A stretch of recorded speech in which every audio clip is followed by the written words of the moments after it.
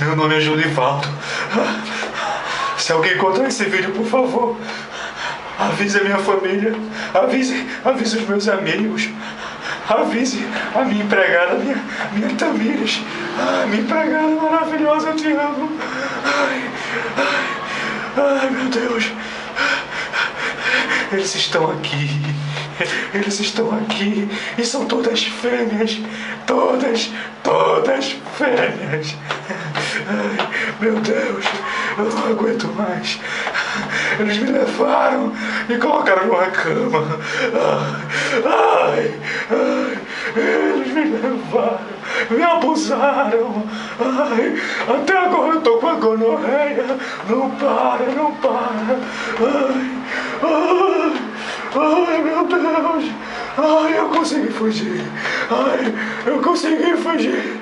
Graças a Deus. Graças a Deus. Não!